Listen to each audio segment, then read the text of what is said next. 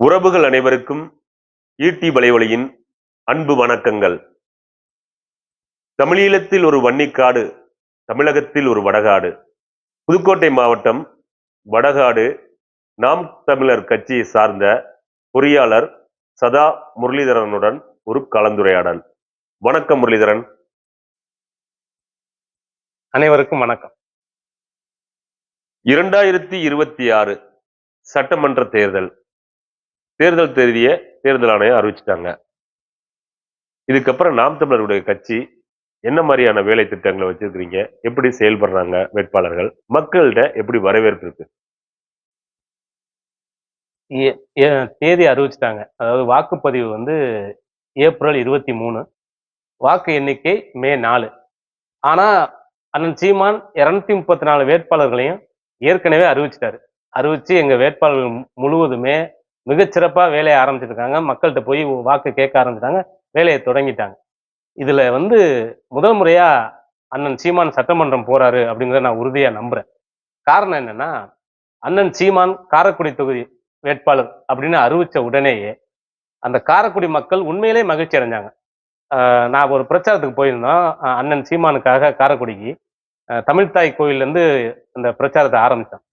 மக்கள் முழுவதும் அவ்வளவு வரவேற்பு. அண்ணன் சீமான காரைக்குடியை பொறுத்தவரை அண்ணன் சீமான் ஒரு பொது வேட்பாளர் அப்படின்னு தான் பார்க்குறாங்க. மிகப்பெரிய மகிழ்ச்சி மக்கள்கிட்ட.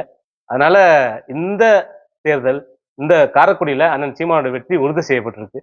அதே மாதிரி 234 தொகுதியிலையும் வேட்பாளர்கள், நாம் தமிழர் கட்சி வேட்பாளர்கள் முழுவதும் வேலையை ஆரம்பிச்சிட்டாங்க. உண்மையிலே இது மிகப்பெரிய வெற்றியை தரும் அப்படின்னு நாங்க நம்புறோம். தாவேகா கட்சி தலைவர், திரைப்பட நடிகர் விஜய் சொல்றாரு 2 பேருக்கு மட்டும்தான் போட்டின்னு. அந்த 2 பேரு யாரு? ஆமா, அவர் சொல்றது உண்மைதான். ஏன்னா 2 பேருக்கு இடையில தான் போட்டி. தமிழ் தேசியத்துக்கும் திராவிடத்துக்கும் இடையில தான் போட்டி. அதைத்தான் அவர் சொல்றாரு. ஏன்னா இங்க தனிப்பட்ட கட்சிகளுக்கு இடையிலான போட்டி அப்படிங்கிறதெல்லாம் அது சிறந்த அரசியலும் கிடையாது. தனி நபர்களுக்கு இடையிலான போட்டின்னு சொன்னாலும் அது அரசியல் கிடையாது. இங்கே தத்துவங்களுக்கு இடையான போட்டி தான் இந்த மண்ணில் தொடர்ச்சியா நடக்குது. இந்த மண்ணுல தமிழ் தேசியம் தான் தேவை. அந்த தமிழ் தேசியத்துக்கும் திராவிடத்துக்கும் இடையிலான போட்டியா தான் இந்த தேர்தலை நாங்க பார்க்கிறோம். அது தாவேக தலைவர் விஜயை பொறுத்தவரையிலும் அவரோட அரசியல் நிச்சயமா வெற்றி அடையாது எதிர்காலத்துல. ஏன் சொல்றேன்னா, விஜயகாந்த் அவர்கள் இயற்கையிலேயே ஈகை குணம் படைத்தவர். மற்றவங்களுக்கு உதவி செய்யணும் அப்படிங்கிற குணம் படைத்த விஜயகாந்த் அவர்கள் தேர்தலில் மிகப்பெரிய வெற்றியை அடைய முடியல. அதாவது அவரோட அரசியல், அந்த கட்சி மிகப்பெரிய வெற்றியை அடைய முடியல. எதிர்கட்சி தலைவராக வந்தாரு, அதுக்கப்புறம் இன்னைக்கு அந்த கட்சி வீழ்ச்சி அடைஞ்சிருக்கு. காரணம் என்னன்னா, கொள்கை இல்லை.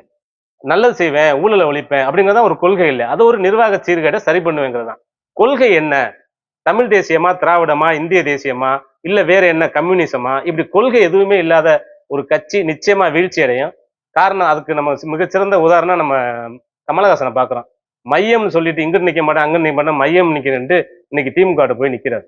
அதனால அந்த விஜயோட அரசியல் அது ஒரு வெற்றி அடையாது, ஒரு வெற்றி கூச்சலா தான் இப்ப இருக்கும். 2026 தேர்தலுக்கு பிறகு அடுத்த தேர்தலுக்கு தாவேகா இருக்காது அப்படிங்கிறது தான் என்னோட அரசியல் பார்வை. அண்ணன் சீமானை பற்றிய உங்களுடைய தனிப்பட்ட பார்வை எப்படி இருக்கு? சீமான் அப்படின்னாலே எனக்கு ஞாபகத்துக்கு வருது, அரங்குக்குள் முடங்கி கிடந்த தமிழ் தேசிய அரசியலை பொது வழியில் பேசு பொருளாக மாற்றிய ஒற்றை மனிதன் சீமான். இதை நான் ஏன் சொல்றேன்னா, எங்க ஊர் வடகாடு தமிழ், தமிழர், தமிழ் தேசியம், தமிழில் அரசியல், அப்படி அப்படி எல்லாமே தமிழ் உள்ள மண்ணு. அந்த மண்ணுல இருந்து வந்தவனா. அதனால அண்ணன் சீமான் நாம் தமிழர் இயக்கத்தை அரசியல் கட்சியா மாத்துவோம் அப்படின்னு ஒரு திட்டத்துல இருந்தாரு. அப்ப நான் இனமான இயக்குனர் ஐயா மணிவண்ணன் மகள் திருமணத்துக்கு போயிருந்தோம் சென்னைக்கு. அப்ப அங்க அண்ணனை சந்திச்சு பேசினேன். ஒரு மணி நேரம் சந்திச்சு பேசியிருப்போம். இந்த அரசியல், தமிழ் தேசிய அரசியல்னா என்ன அப்படின்லாம் பேசும்போது அவர் நான் கேட்கிறேன், இத்தனை கட்சி இருக்கும்போது மதிமுக இருக்கு, பாமக இருக்கு, விடுதலை சிறுத்தைகள் இருக்கு, தமிழ் தேசிய அரசியல் பேசுற கட்சிகள்லாம் இருக்கு, ஆனா புதுசா ஒரு கட்சி எதுக்கு அப்படின்னு நான் கேட்கும்போது அவர் என்ன சொன்னாரோ, ஏன் அந்த கட்சி தேவை அப்படின்னு சொன்னாரோ, அதுல துளி கூட மாறாம இன்ன வரையும் அதே நேர்கோட்டுல பயணிக்கிறார். அது உண்மையிலே எனக்கு மிகப்பெரிய ஒரு ஆச்சரியத்தை தந்துச்சு. இன்ன வரையும் அது பிரமிப்பா தான் இருக்கு. ஏன்னா ஒரு கட்சி நடத்தும் போது ஒருத்தன் எதிர்த்து பேசுறவன நீங்க எதிர்த்து பேசிடலாம். முடிஞ்சா பாரு பண்ணி பார்த்துருவோம். நான் உன்னை எதிர்த்து நிக்கிறேன் அப்படின்னு பண்ணிடலாம். அது ஒரு பெரிய விஷயம் இல்ல. அன்பால அரவணைச்சு நீ வந்து கூட்டணி சேரு. ஒரு இந்த கட்சியோட கூட்டணி சேரு. 4 எம்எல்ஏ நமக்கு போகணும். அப்படிலாம் எத்தனையோ பேர் பாசத்தின் அடிப்படையில வந்து பேசுவாங்க. இதெல்லாம் நிறைய பேர் சொல்லுவாங்க. ஆனா அதெல்லாம் முறியடிச்சு, இல்ல நான் கொண்ட கொள்கையில உறுதியா இருக்கேன். தனிச்சு தான் நிப்பேன். அதே மாதிரி நான் என்ன கொள்கையில இருக்கனோ அது அதத்தான் போவேன். சமரசம் ஆக மாட்டேன்னு சமரசம் இல்லாம இன்ன வரையும் நிக்கிறது உண்மையிலே எனக்கு ஆச்சரியமா இருக்கு சீமானை பொறுத்தவரையும். அது மட்டும் இல்லாம அவரு சீமானோட அந்த மீட்டிங், மாநாடு, கூட்டங்கள்லாம் நீங்க போய் பார்த்திருப்போம். நிறைய பேர் பார்த்திருப்பாங்க. அது ஒரு மாலை நேர கல்லூரி மாதிரி தான் இருக்கும். ஒரு பேராசிரியர் மாதிரி தான் அவர் பாடம் நடத்துறாரு. அது ஒரு மாநாடு பேச்சுன்னே சொல்ல முடியாது. இல்ல கூட்டத்தோட பேச்சுன்னு சொல்ல முடியாது. ஒரு பேராசிரியர் போல. உதாரணத்துக்கு இப்ப நான் வந்து எத்தனையோ நம்ம கல்லூரியில படிக்கிறோம், பாடம்லாம் படிச்சிருப்போம். மனப்பாட பாட்டு, தமிழ்ல எவ்வளோ விஷயங்கள் பார்த்திருப்போம். அதெல்லாம் நினைவுக்கு வராது. ஆனா அண்ணனோட பேச்ச ஒரு ஒரு 10 தடவை கேட்டோம்னா போதும். எல்லாமே நமக்கு தெரியும். அதான் சொல்றாரு, தற்சார்பு பொருளாதாரம் சொல்றாரு. அ அ சந்தை பொருளாதாரத்தை கொண்டிருக்க நாடு வாழாது, வளராது. தற்சார்பு பொருளாதாரம் நமக்கு தேவை அப்படின்னு சொல்லிட்டு ஒரு விளக்கத்தை கொடுக்குறாரு. ஒரு உண்மையிலே ஒரு பேராசிரியர்கள் வந்து எப்படிலாம் எடுப்பாங்களான்னு தெரியாது. அதே மாதிரி அ நம்ம கவிஞர்கள் இவங்க மனப்பாட பாட்டு என்னமோ படிச்சிருப்போம். அதெல்லாம் ஞாபகம் இருக்காது. அ பாரதிதாசன், பெருஞ்சித்திரனார் இவங்களோட பாட்டெல்லாம் அவர் சொல்லும்போது, உண்மையிலே நமக்கு அப்படி அப்படி ஒரு வீரம் வர்ற மாரி தான் இருக்குது. அ அ உதாரணத்துக்கு, "அலைமாகடல் நிலம் வானினுள் அணிமாளிகை ரதமே, அவை ஏறிடும் விதமே உனது அதிகாரம் நிறுவுவாய். கொலைவாளினை எடடா மிகு கொடியோசைகள் அறவே, புகைவால் ஒரு புலியே உயர் குணமேவிய தமிழா, பண்ண பலகடா பச்சை படுகொலை, பைந்தமிழ் இனத்துக்கு உயிரடா விடுதலை" அப்படிங்கிறாரு. "தூங்கும் புலியை பறை கொண்டு எழுப்பினோம், தூய தமிழரை தமிழ் கொண்டு எழுப்பினோம், தீங்குறு பகைவரை இவன் என்று நீக்குவோம், செந்தமிழ் உணர்ச்சி வேல் கொண்டு தாக்குவோம், பண்டை பெரும்புகள் உடையோமா இல்லையா, பாருக்கு வீரத்தை சொன்னோமா இல்லையா, எண்டிசை வாய்மையால் ஆண்டோமா இல்லையா, எங்கட்கு இங்குட்ட நரிகளால் தொல்லையா" அப்படின்னு அந்த பாட்டை சொல்லிட்டு அதுக்கு விளக்கமும் கொடுக்குறாரு. ஒரு தமிழாசிரியர், பேராசிரியர் விளக்கம் கொடுத்தா இந்த அளவுக்கு புரியுமான்னு தெரியாது. அவ்வளவு அழகா நமக்கு புரியுது. அதே மாதிரி யார் தமிழர் அப்படின்னு அப்படின்னா யார் யாரெல்லாம் தமிழர், யார் தமிழர் அப்படின்னு வந்து பெருஞ்சித்தனார் பாடுற பாட்டு சொல்றாரு. "முன்னன் தோன்றிய நிலத்தில் முகிழ்த்தவர், மூத்த தமிழ்மொழி குணர்வில் மூத்தவர், தென்னன் பாண்டியன் குமரி குடிமையர், திசையெல்லாம் பரந்துலகை அளந்தவர், இன்னரும் இயலிசை நாடகம் யாத்தவர், இந்திய நாவலன் தேயத்து இறைமையர், என்ன வியப்படா இவர்கள் தமிழர்கள், வான்மலை மலையிடை வாழ்க்கை தொடங்கியர், வளந்தரு குறிஞ்சியில் காதலை உணர்ந்தவர், தேனமிழ் முல்லையும் மருதம் நெய்தலை தீர ஆராய்ந்து நல் இல்லறம் வகுத்தவர், காந்தரு பொருளையும் கலனையும் கண்டவர், கடலின் பரப்பையும் கடந்தையில் சென்றவர், ஏன் தம்பி தெரியுமா இவர்கள் தமிழர்கள், ஆனாலும் என்ன இன்று இவர்கள் அடிமைகள்" அப்படின்னு அவர் சொல்லும்போது அப்படி மயிர் கூச்சரியும். அப்படி ஒரு வீரம் நமக்குள்ளே வரும். அதெல்லாம் வந்து வேற எந்த அரசியல் கட்சி தலைவரும் பேசி நான் பார்த்ததில்லை. அவங்க மேடையில பேசினா அவன் நீ உனக்கு தெரியுமா அந்த மாதிரி பண்ணிட்ட இந்த மாதிரி பண்ணிட்ட அப்படி பேசுறவங்க நம்ம பாக்குறோம். இப்படி வந்து அண்ணன் வந்து எத்தனையோ இளைஞர்களை நெறிப்படுத்தி அரசியல்படுத்தி கொள்கைவாதியா மாத்தி இருக்காரு அப்படிங்கிறது நிதர்சனமான உண்மை. அது நானே ஒரு உதாரணம்.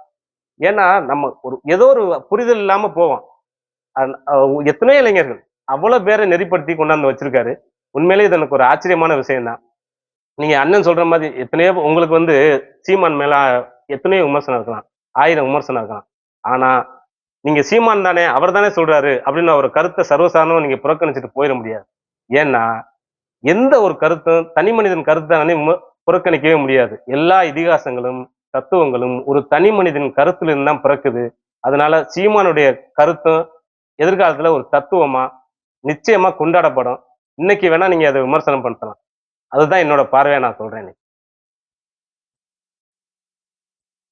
அண்ணன் சீமான் அவர்கள் இளைஞர்களை படிக்காம ஆடு மாடு மேய்க்கணும்னு சொல்றாருன்னு சொல்லி ஒரு குற்றச்சாட்டு எழும்புது. அதாவது எதிர்கட்சிகள் குற்றச்சாட்டாவே வைக்கிறாங்க.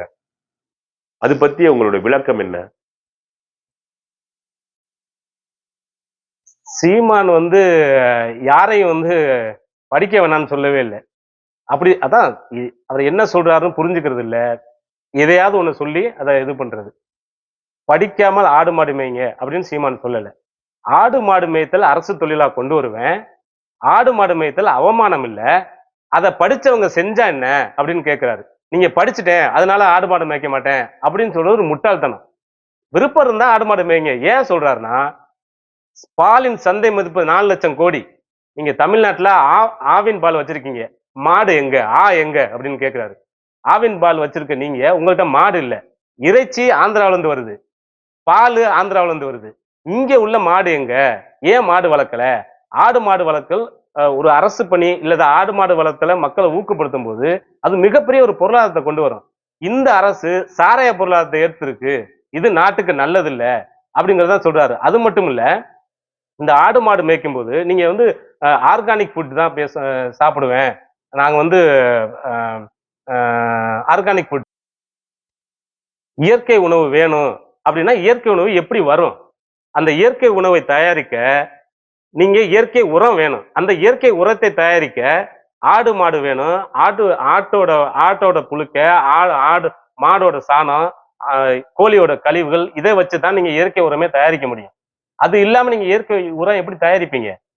அப்ப வந்து ஆடு மாடு மேய்த்தல அவமானமா ஏன் நினைக்கிறீங்க அப்படின்னு தான் சொல்றாரு.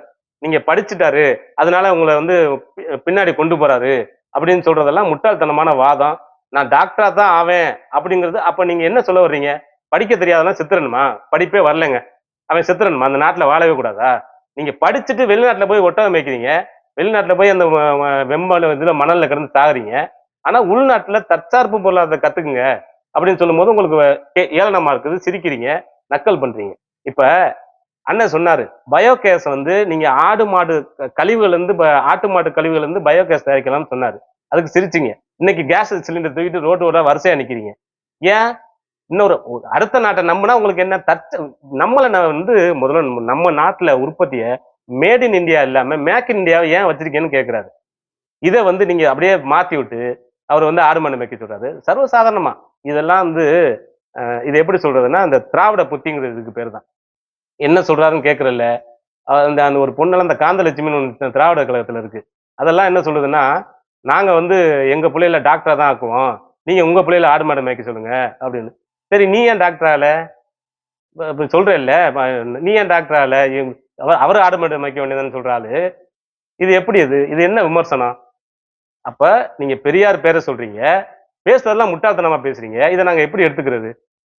உடனே வந்து சீமானை வந்து ஆடு மாடுகளுக்கு மாநாடு நடத்துறாரு, நீருக்கு மாநாடு நடத்துறாரு, மரத்துக்கு மாநாடு நடத்துறாரு, நக்கல் பண்றது, அதுக்கெல்லாம் ஓட்டு இருக்கா அப்படின்னு. அவர் என்ன சொல்ல வர்றாரு? ஒரு இயற்கையை நேசிக்கணும். இயற்கையை விட்டுட்டு நீங்க போனீங்கன்னா மிகப்பெரிய அழிவை சந்திப்பீங்க. ஆடு மாடுக்கு மேய்ச்ச அனைத்து உயிருக்கமான அரசியலை பண்ணணும் அப்படின்னு சொல்லும் போது உங்களுக்கு நக்கலா இருக்குது. இது ஒவ்வொரு தடவையும் இந்த கொரோனா காலத்துல இது உணர்த்துச்சு. அப்பவும் உங்களுக்கு புத்தி இல்ல. இந்த போர் காலத்திலயும் அது புரியுமா என்னன்னு தெரியும். இன்னும் ஒரு 6 மாசம் போர் நீடிச்சுன்னா அண்ணன் சீமான் சொன்னது அத்தனையும் நடக்கும். அன்னைக்கு தெரியும் அவர் என்ன சொல்ல வர்றாருன்னு. அதாவது அண்ணன் சீமானை பொறுத்தவரையும் எனக்கு தெரிஞ்சு கொண்ட கொள்கையில உறுதியா இருக்காது. அதோட பொறாமை தான் உங்களுக்கு. இப்ப அவரும் கூட்டணிக்கு வந்துட்டான்னா சூப்பர், அருமையா இருக்காரா அப்படின்னு சொல்லுவீங்க. நாம் தமிழர் கட்சியில திரள் நிதி வசூல் பண்றாங்க, இளைஞர்கள்ட்ட எல்லாம் திரள் நிதி வசூல் பண்றாங்கன்னு எல்லாரும் எதிர்த்தரப்பினர் எல்லாம் குற்றச்சாட்டாவே வைக்கிறாங்க. அண்ணன் சீமான் திரள் நிதி வசூல் பண்ணி வச்சிருக்காரு அப்படின்னு சொல்றாங்க. திரள் நிதினா என்ன? அதை எதற்காக வசூல் பண்றாங்க சொல்லுங்க. திரள் நிதி இது உண்மையில உனக்கு ஆச்சரியமா தான் இருக்கு. இது புரிஞ்சுதான் பேசுறாங்களா புரியாம பேசுறாங்களான்னு எனக்கு தெரியல. திரள் நிதி அப்படிங்கிறது ஒரு மக்களுக்கான அரசியல் செய்கிற ஒரு தலைவன் மக்கள்கிட்ட தான் பணத்தை வாங்கணும். அதுதான் சரியான அரசியலும் கூட. நீங்க கார்பரேட் கம்பெனில இருந்து பணத்தை வாங்கினீங்கன்னா அந்த கார்பரேட் கம்பெனிக்கு ஆதரவா தான் செயல்படுவீங்க.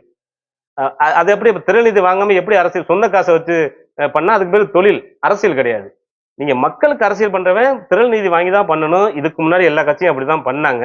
இப்ப கார்பரேட்ட பணம் வாங்குறாங்க. இப்ப இன்னைக்கு திமுக, அண்ணா திமுக, காங்கிரஸ், பிஜேபி எல்லாம் கார்பரேட்ட பணம் வாங்கி இவ்வளவு வாங்கியிருக்கோம்னு சொல்றாங்க. இன்னைக்கு நம்ம வந்து இன்னைக்குள்ள கம்யூனிஸ்ட் மேல 1000 விமர்சனம் இருக்கலாம். ஆனா முன்னாடி இந்த கம்யூனிஸ்டுகள்லாம் அப்ப வந்து உண்டியல் ஏந்தி மக்கள்கிட்ட வசூல் பண்ணி இந்த மக்களுக்காக போராடினாங்க. இன்னைக்கு உள்ள கம்யூனிஸ்ட் 25 கோடியை வாங்கினவுடனே அமைதி ஆயிட்டாங்க. அதனால வந்து திரள் நிதி மக்கள்கிட்ட இருந்து வசூல் பண்றதுதான் சரி. சீமான் பண்ற அரசியல் சரியான அரசியல். இதைத்தான் செய்யணும். கார்பரேட்ல இருந்து பணம் வாங்கி பண்றவங்க அயோக்கியங்க. கார்பரேட் ஆதரவை தான் நீங்க செயல்படுவீங்க. இதுபோன்று இன்னும் ஒரு நிகழ்ச்சியில் உங்களை சந்திக்கும் வரை உங்களிடம் விடைபெற்றுக் கொள்வது விஜய் மற்றும் முரளிதரன். நன்றி, வணக்கம்.